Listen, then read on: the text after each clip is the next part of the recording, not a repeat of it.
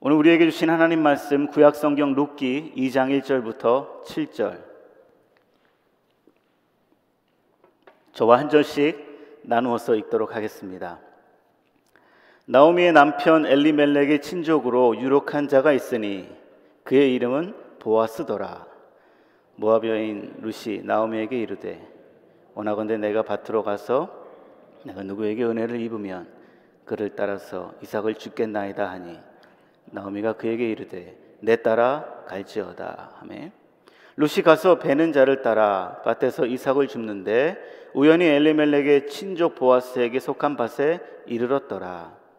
마침 보아스가 베들레헴부터 와서 베는 자들에게 이르되 여호와께서 너희와 함께 하시기를 원하노라 하니, 그들이 대답하되 여호와께서 당신에게 복 주시기를 원하나이다 하니라. 보아스가 베는 자들을 거느린 사원에게 이르되 이는 누구의 소녀냐 하니, 베는 자를 거느린 사원이 대답하여 이르되 이는 나오미와 함께 모압 지방에서 돌아온 모압 소녀인데. 우리 7절 같이 읽습니다.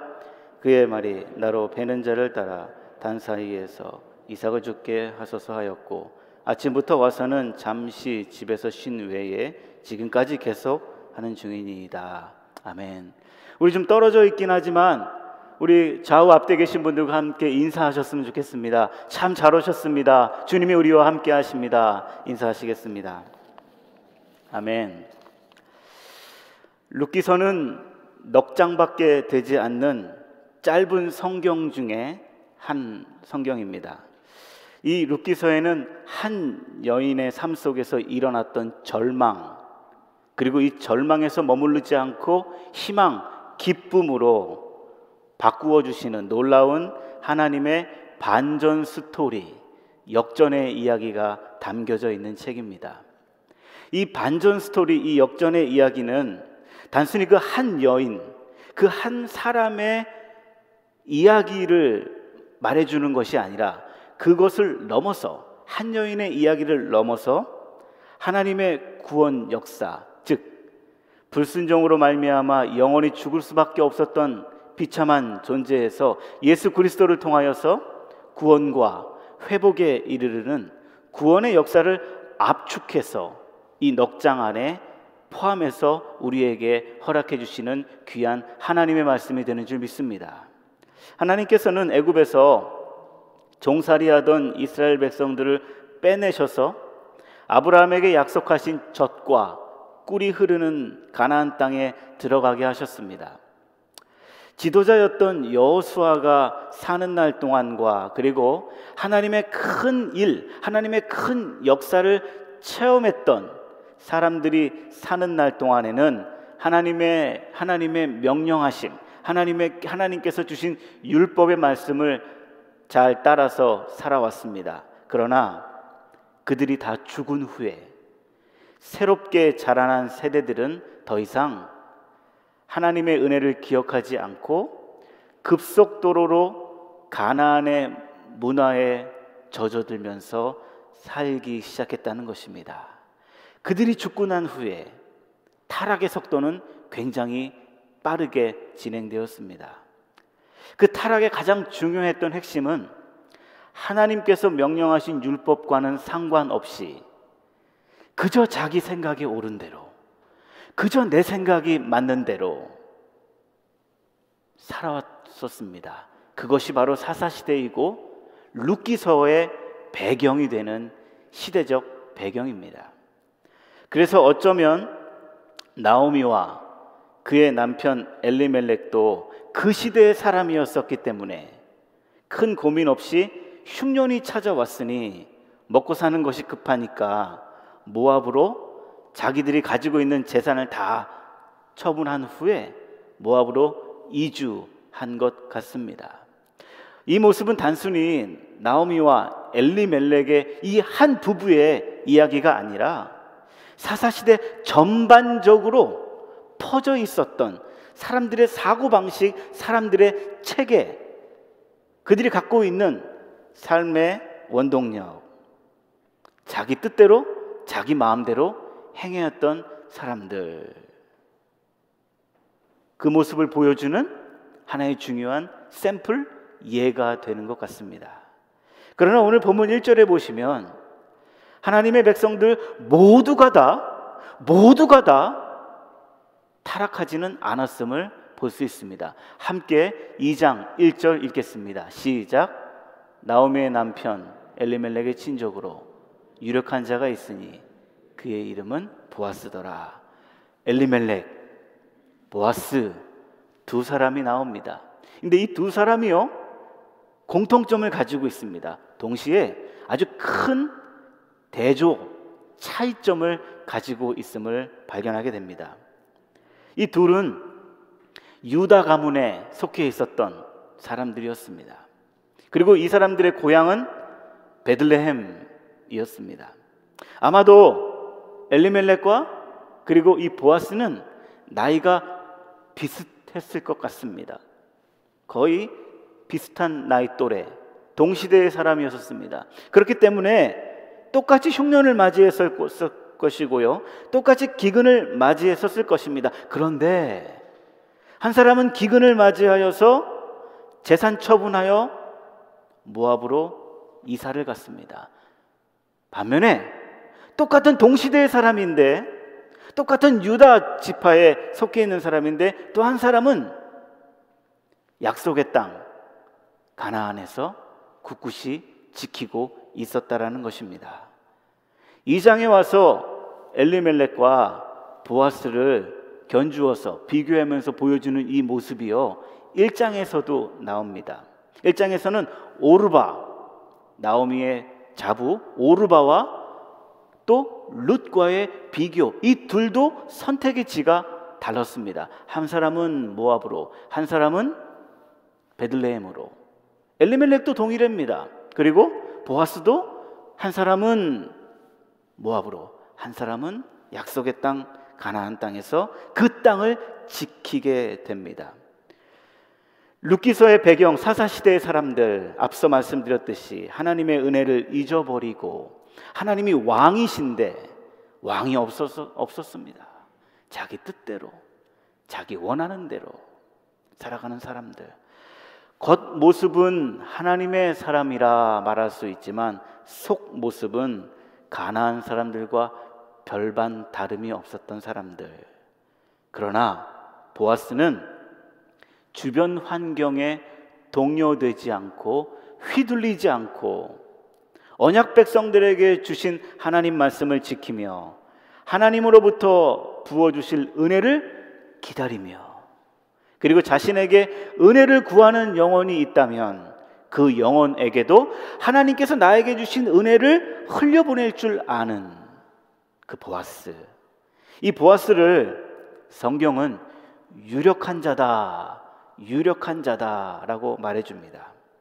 원문 성경에 이 유력한 자라는 말은 아쉬, 기보르, 하일이라는 세 개의 단어가 합성해서 만들어져 있는 이 말입니다. 유력한 자, 이 이름의 뜻대로 보아스는 정말 남자답고 능력이 있고 부자일 뿐만 아니라 리더십까지 겸비한 그 지방의 리더급 인사였다는 것입니다.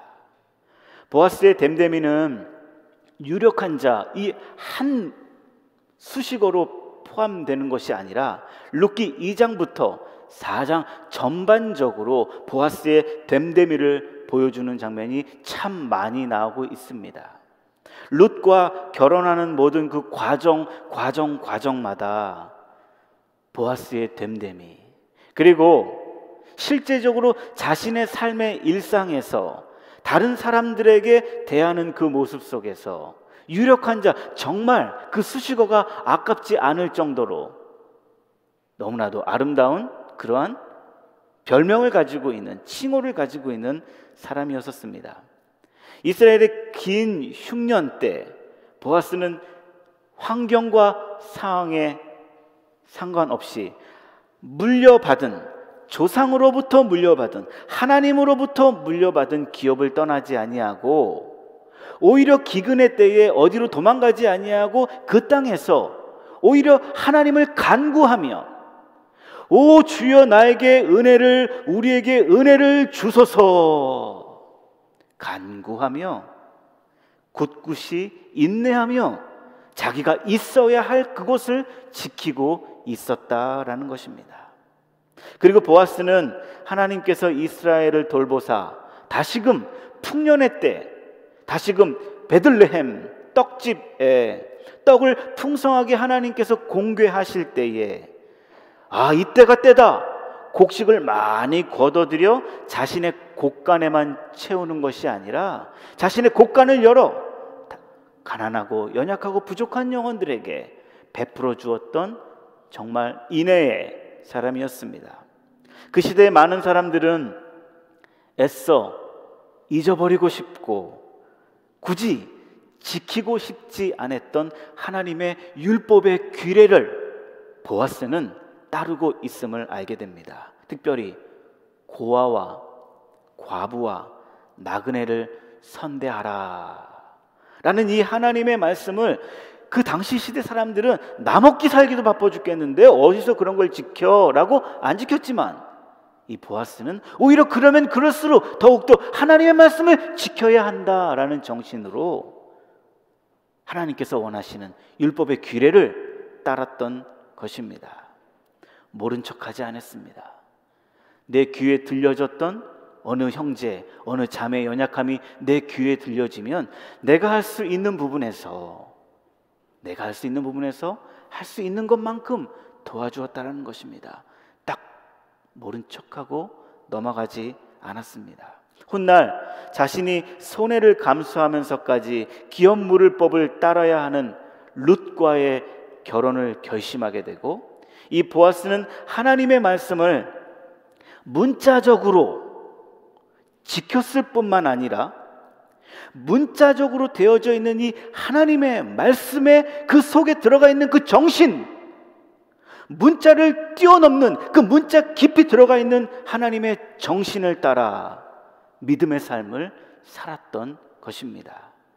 하나님께서는 오직 하나님의 은혜를 구하며 믿음으로 하나님의 말씀을 따라 순종하며 하나님의 정신대로 살고자 하는 하나님의 백성을 결코 잊어버리시는 분이 아니십니다. 보아스, 그 이름의 뜻대로 그분에게는 능력이 있다. 나중에 솔로몬이 지은 성전 입구의 2개의 기둥 중에 하나였던 보아스, 그분에게는 능력이 있다. 무슨 말입니까? 이름 그대로 모든 일들이 하나님의 손에 붙들려 있다. 모든 일들에 하나님의 은혜를 간구해야 한다. 믿음의 길을 택하며 살아갔던 보아스, 하나님께서는 이 보아스에게 너무나도 아름다운 칭호를 붙여주셨습니다. 유력한 자. 사랑하는 여러분, 보아스의 이 모습은요, 저와 여러분 우리 모두의 목도 된다라는 것입니다. 지금 우리는 예상하지 못한 어려움의 시기에 살아가고 있습니다. 이때 우리가 믿음으로 인내하고 지켜야 할 것을 지켜야 합니다. 절대로 타협하지 않아야 될 것을 타협하지 말아야 합니다.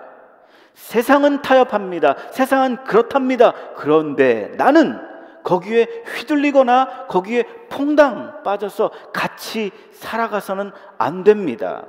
그들은 그들이고 나는 나입니다.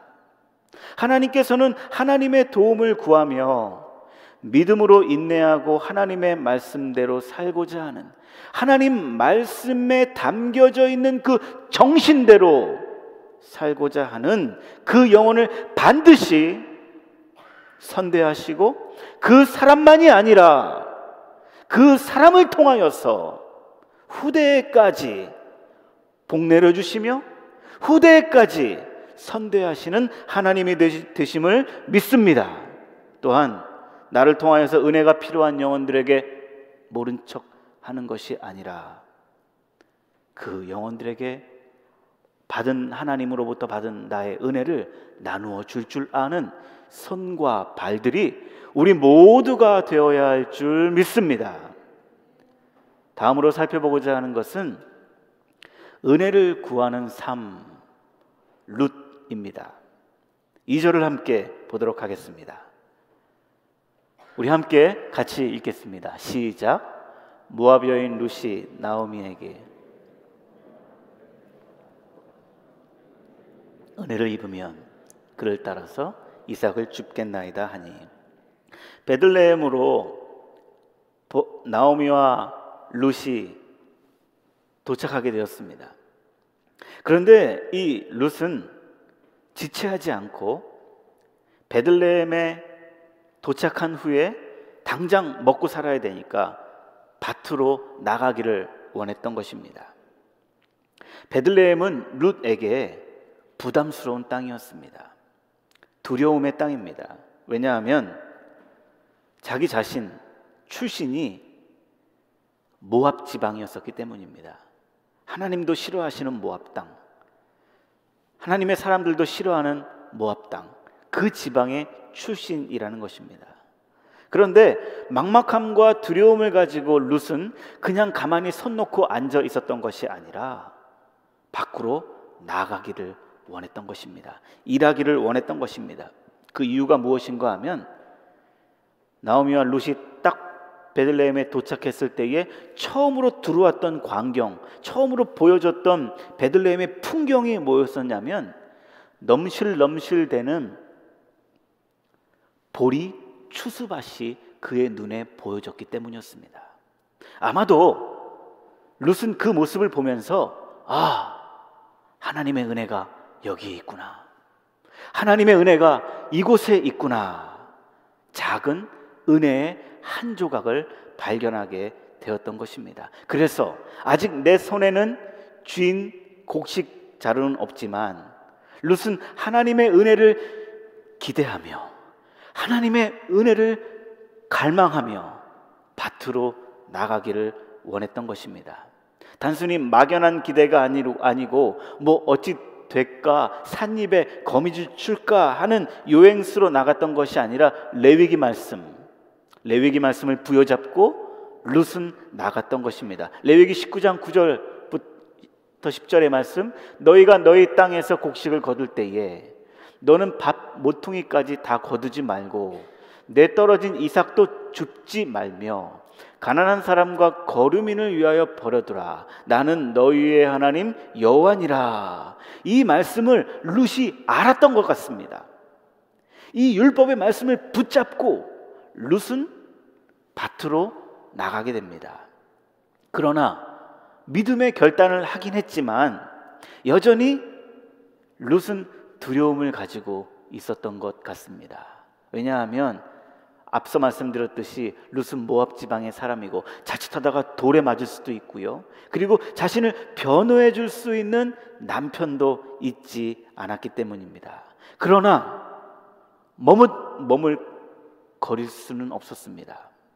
누군가 베풀어 주시는 작은 은혜라도 입지 아니하고는 살아갈 수 없는 이 자신의 처지, 여기에 낭망하고 낙심했던 것이 아니라 오히려 그러면 그럴수록 더욱더 하나님의 말씀을 붙잡고 하나님을 신뢰하는 마음으로 밭으로 향했던 것입니다.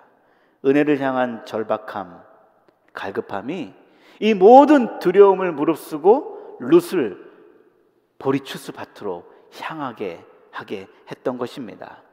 하나님께서는 은혜를 구하며 은혜에 대한 간절함으로 나오는 하나님의 백성들에게 은혜를 베풀어 주시는 분 되심을 믿습니다. 마가복음 7장에 이방 수로보니게 여인이 예수님께 나옵니다. 자신의 딸이 병 걸려 귀신 들렸습니다. 다른 것으로는 해결이 될 수 없었습니다. 그래서 예수님께 나왔습니다. 자기 자존심, 민망함, 이방 여인이기 때문에 수모당할 것 다 내려놓고 예수님께 매달립니다. 주여, 나에게 부스러기 은혜라도 주소서. 나에게 부스러기 은혜를 내려주소서. 간절한 마음으로 은혜의 허기짐을 가지고, 은혜의 갈증을 가지고 예수님께 나왔을 때에 예수님은 그 문제를 해결해 주셨고, 딸아이에 붙어 있었던 귀신을 쫓아내 주셨습니다. 룻도 오늘 그렇게 간절한 심정으로 누군가의 손을 통하여서 베푸실 하나님의 은혜. 왜? 하나님은 사람을 통해 역사하시기 때문에, 나에게 사람을 통하여서 역사해 주실 그 하나님의 은혜를 기대하며 나아갔던 것입니다. 이것이 하나님의 은혜를 힘입어 살아가는 하나님 백성의 모습이 되는 줄 믿습니다. 한 주간 동안 이 말씀을 또 특별히 이 룻이라는 이방 여인을 묵상하며, 이 부분을 묵상하며, 그때 룻의 마음이 어땠을까? 그때 룻의 마음, 그 당장 먹고 살아야 되는데 그 먹고 살 것이 해결이 되지 않은 그 마음이 어땠을까? 묵상하고 묵상했습니다. 그러면서 만약에 그 룻이 우리 시대에 살고 있었다면 그의 심정을 아마도 이 찬양을 부르면서 고백하지 않았을까 생각되었습니다. 은혜 아니면 살아갈 수가 없네. 나의 모든 것 다 주께 맡기니 참된 평안과 위로 내게 주신 주 예수, 오직 예수뿐이네. 룻의 심정, 우리의 심정 담아 우리 함께 한 목소리로 다 같이 고백하며 부르겠습니다. 은혜 아니면 살아갈 수가 없네. 나의 모든 것 다 주께 맡기니 참된 평안과 위로 내게 주신 주 예수, 오직 예수뿐이네. 아멘. 은혜 아니면, 하나님으로부터 내려온 은혜 아니면 살 수 없는 존재입니다. 뭘 그런 것까지 구하나? 뭐 그런 것까지 하나님 바쁘실 텐데 뭐 그런 것까지 구해? 아닙니다. 그런 것까지 구하셔야 됩니다. 사소하고 지금까지 내 힘으로 했던 것이라도 이것마저도 하나님 은혜 베푸시지 아니하시면 안 됩니다. 이것마저도 주님 도와주시지 않으시면 안 됩니다. 구해야 합니다. 은혜를 구해야 합니다. 은혜의 허기짐으로, 은혜의 갈증으로 이 한 주간도 살아가시는 이 자리에 계신, 그리고 온라인 통해서 예배드리시는 모든 분들에게 함께 하시기를 주님의 이름으로 축복합니다. 또한 룻의 모습 속에서 하나님의 은혜를 구하는 자, 거기에 멈추었던 것이 아니라 자신이 할 수 있는 일을 힘껏 최선을 다하여서 감당해야 한다는 것도 가르쳐주고 있습니다. 2장 7절 말씀입니다. 그의 말이 나로 베는 자를 따라 단 사이에서 이삭을 줍게 하소서 하였고 아침부터 와서는 잠시 집에서 쉰 외에 지금까지 일을 계속하는 중이니이다. 당시 이삭 줍는 일이라는 것은요, 이삭을 다 베고 난 후에 추수가 끝난 다음에 찌꺼기만 줍는 것, 찌꺼기를 가지고 가는 것, 이것이 이삭 줍기였습니다. 그런데 룻은요, 아침 일찍이 나와서 베는 자들, 보리를 베는 자들 뒤를 졸졸졸 따라가면서 이삭을 줍게 해달라, 이렇게 요청하는 것이었습니다. 추수 일을 하는 일꾼들은 이른 아침부터 땡볕에서 일하면 일당이 나옵니다. 그러나 룻에게는 일당도 없습니다. 그럼에도 불구하고 자기가 허락받은 일을 충성하며 최선을 다하여서 룻은 감당했던 것입니다. 열려있는 문, 많은 문들이 닫혀 있지만 유독 하나 열려있는 그 문, 그 길, 거기에 충성했던 것입니다. 우리는 종종 믿음으로 하나님의 은혜를 구합니다 라고 한다면 무슨 감나무 아래서 감 떨어질 때까지 기다리는 것 같은 착각을 할 때가 있습니다. 그러나 이 답은 예수님의 모습을 통하여서도 분명히 보여주게 됩니다. 정말 우리 예수님은 한순간도 쉼 없이 일하셨고 영혼들을 돌보셨습니다. 십자가에 달려 돌아가실 때까지 나 이제 죽으니까, 십자가 죽으니까 그냥 모르겠다 가만히 있지 않으셨습니다. 순간순간 치열하게 예수님 사셨습니다. 하나님의 인도하심을 받고 은혜를 구하는 자들은 매 순간 하나님께서 허락해 주신 일을 충성하며 최선을 다하는 자들입니다. 그러면서 하나님의 은혜를 구하는 것입니다. 하나님, 이것도 도와주셔야 합니다. 그랬을 때에 하나님께서는 그 일터에서, 그 보리 추수밭에서 하나님께서 예배해 놓으시는 한 사람, 보아스를 만나게 해 주셨다라는 것입니다. 하나님의 은혜를 구하며 기다릴 줄 알고 환경과 상관없이 하나님의 말씀을 믿으며 말씀대로 살아가고자 했던 보아스, 그리고 룻, 이 두 사람을 통하여서 우리는 하나님의 백성이 어떻게 살아가야 하는구나, 이것을 발견하게 됩니다. 또 하나는 하나님의 백성들이 모여있는 공동체는 어떠해야 하는구나 알게 됩니다. 하나님의 백성, 하나님의 백성으로서의 공동체, 하나님 백성다움은 무엇인가? 바로 다른 사람들, 다른 영혼들에게 대하는 태도입니다. 특별히 내가 보기에 부족한 사람들, 내가 보기에 떨어지는 사람들에게 대하는 그 모습이 그 사람의 신앙의 모습이며 그 사람의 영혼의 상태의 모습이 됩니다.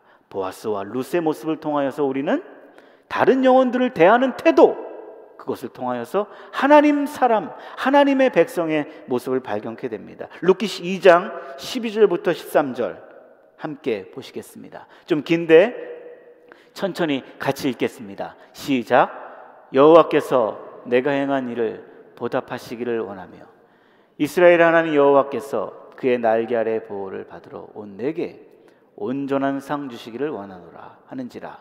룻이 이르되 내 주여, 내가 당신께 은혜 입기를 원하나이다. 나는 당신의 하녀 중에 하나와도 같지 못하오나.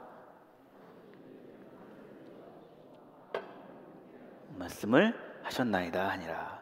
보아스는 어머니를 따라 낯선 유다로 왔던 이 여인, 어머니를 봉양하기 위하여서 힘쓰고 애썼던 룻에 대한 소식을 익히 듣고 있었습니다. 룻을 만나자마자 보아스는 은혜를 베풀어 주었습니다. 아마도 룻이 이방여인이라는 사실이 보아스의 마음에는 더 애잔하게 연민으로 다가왔을 것 같습니다. 왜냐하면 그의 어머니가 바로 이방여인 여리고성 기생 라합이었기 때문이었습니다. 누가 봐도 보아스가 모압 여인 룻에게 은혜를 베풀어 주시는 것은 과분합니다. 하지만 그러면서도 보아스는요, 자기 자신이 가지고 있는 지위나 자기 자신이 가지고 있는 재물을 앞세워서 이방 출신 이 여인 이삭이나 주우러 온 이 불쌍한 과부를 함부로 대하거나 무시하지 않았다라는 것입니다. 왜냐하면 지금 보아스가 내가 지금 누리고 있는 이것도 하나님의 은혜로 받은 거기 때문에, 본질적으로 하나님께 받은 거기 때문에 내가 함부로 생활할 수 없지. 내가 지금 보기에 부족한 사람이라 할지라도, 내가 지금 보기에 나보다 떨어지고 나보다 신분이 못한다 할지라도 그 사람을 내가 함부로 행할 수 없지. 보아스는 알고 있었던 것입니다. 또한 룻은 이렇게 자신에게 넘치는 은혜를 베풀어주고 있는 보아스에 대하여서 겸손함과 은혜 받은 것에 대한 감사함, 깊은 존경심으로 그의 마음을 전하고 있다라는 것입니다. 보아스, 룻, 이 두 사람을 통하여서 우리는 하나님의 백성이 어떻게 살아가야 되는가, 하나님의 백성은 어떠한 마음과 어떠한 됨됨이를 가지고 살아가야 되는가, 그리고 그 하나님의 사람들이 모여있는 공동체는 어떠한 공동체가 되어야 하는가 보여준다는 것입니다. 은혜의 근원 되시는 하나님께 은혜를 받고 감사할 줄 아는 사람들의 모임. 하나님, 내가 내 힘으로 2주도 이달도 살아서 월급 받는 것 의로 보일지 모르지만 아닙니다. 하나님이 코 한번 막으시면 저는 그냥 끝납니다. 모두가 다 하나님의 은혜입니다. 우리 집 애들이 저만큼 사는 것 하나님의 은혜입니다. 뭐 쟤들이 공부 잘해서 그랬습니까? 그 시대 그때에 하나님께서 은혜 주시고 우리 아버지, 우리 할아버지의 기도에 응답해 주셔서 우리 애들이 이마만큼 사람 굿이라면서 살아가고 있는 것입니다. 하나님의 모든 것이 다 은혜입니다. 하나님의 은혜 앞에 고개 숙일 줄 아는 사람, 하나님의 은혜 앞에 마음에 옷깃을 여맬 줄 아는 사람, 그런 사람들이 모인 하나님의 공동체. 나에게 베풀어 주신 은혜를 나 실컷 잘 먹고 잘 살겠다 독점하는 것이 아니라 은혜가 필요한 영혼들에게 내가 받은 은혜를 일정량 떼서 은혜를 흘려보낼 줄 아는 그런 사람들이 모인 그 공동체, 이 공동체가 우리 펠로십 공동체 되기를 주님의 이름으로 축복드립니다. 은혜 아니면 살아갈 수 없는, 은혜 아니면 살아갈 수 없는 사람들의 모임, 받은 은혜를 다른 영혼들에게 흘려보낼 줄 아는 사람들이 모인 공동체. 마지막으로 하나님께서는 하나님의 은혜를 구하며 믿음으로 인내하며 간절함으로 나가는 하나님의 백성들에게 그냥 니들이 알아서 살아라 그러지 아니하시고 하나님의 놀라운 섭리를 베풀어 주심을 발견하게 됩니다. 그것이 바로 2장 2절부터 3절 말씀입니다. 제가 노란색으로 칠해 놓은 곳에서는요 크게 읽으시는 것입니다. 같이 읽겠습니다. 시작. 룻이 가서 베는 자를 따라 밭에서 이삭을 줍는데 우연히 엘리멜렉 친족 보아스에게 속한 밭에 이르렀더라. 마침 보아스가 베들레헴에서부터 와서 베는 자들에게 이르되, 이 모습이 드라마의 한 장면 같아 보입니다. 이삭 주울 곳을 찾아 룻은 그냥 정처 없이 나왔습니다. 그런데 룻이 들어갔던 곳은 어딘가 하필이면 보아스의 밭이었다라는 것입니다. 또한 보아스도요 정말 우연히 그날따라 그 밭에 일하고 있는 사람들을 둘러보고 싶어서 이었던지 그 밭에 우연히 하필이면 마침 방문하게 됩니다. 정말 그 밭 주인이 누구인지도 전혀 모르고 우연히 룻은 보리밭 추수 그 밭으로 향하였고 보아스도 마침 자신의 밭으로 향하였습니다. 그때 하나님께서 만나게 하셨다라는 것입니다. 여기에 보아스가 마침 밭으로 갔다라는 말은 원문 성경에 보면 그 마침의 의미는 라는 뜻입니다. 이게 뭔 말이냐면 보아스가 왔네 이 뜻인 것입니다. 여러분 생각을 한번 해보십시오. 보아스는요 그 밭 주인입니다. 주인은요 가장 힘들게 일할 때 일터에 가지 않습니다. 힘든 일이 다 끝나고 정산할 즈음에, 추수가 끝날 즈음에 밭으로 갑니다. 그런데 웬일인지 보아스는 보아스네? 그 순간 보아스가 갔다라는 것입니다. 밭으로. 왜 하필이면 보아스가 갔었을까? 그날따라 웬일인지 일꾼들이 어떻게 일하나 감시하러 갔었을까? 아니면 내가 가서 우리 일꾼들에게 격려해 줘야 되겠다. 아마도 그런 마음으로 보아스가 갔던 것 같습니다. 우리들도 그럴 때가 있지 않습니까? 마침 내가 누구에게 전화하고 싶을 때 전화했는데 그 사람이 그 전화가 정말 필요했던 것. 마침 내가 누가 생각이 나서 그 사람의 안부를 물었는데 어머 세상에 그 사람이 나의 도움이 필요할 때, 그때가 있지 않습니까? 룻기 저자는 보아스가 마침 자신의 밭으로 향한 발걸음에 대하여서 전혀 왜 갔는지에 대한 답을 주고 있지 않습니다. 그러나 우리는 잘 알고 있습니다.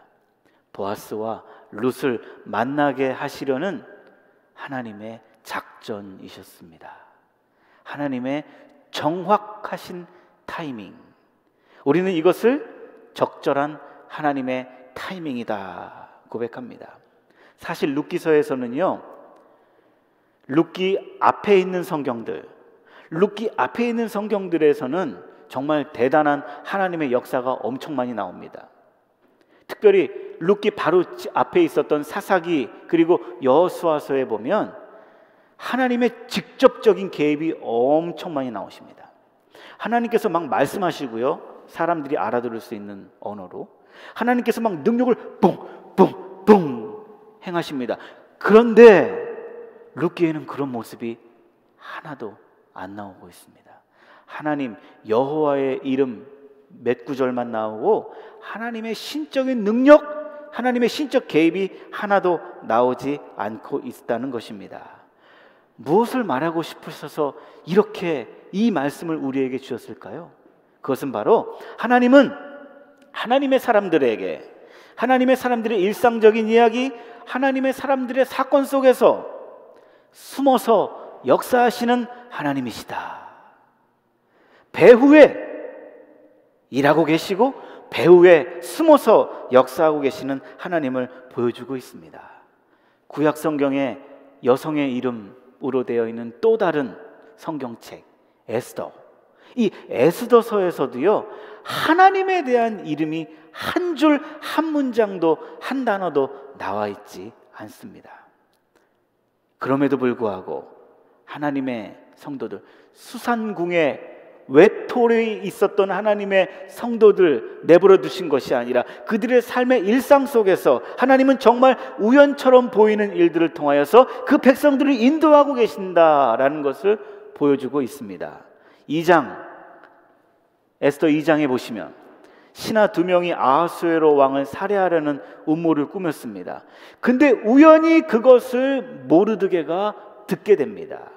그래서 아하수에로 왕의 목숨을 구해주게 됩니다.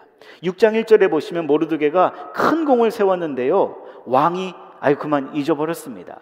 그냥 그대로 파묻히게 생겼습니다. 그런데 어느 날 우연히 왕이 잠이 안 오는 거예요.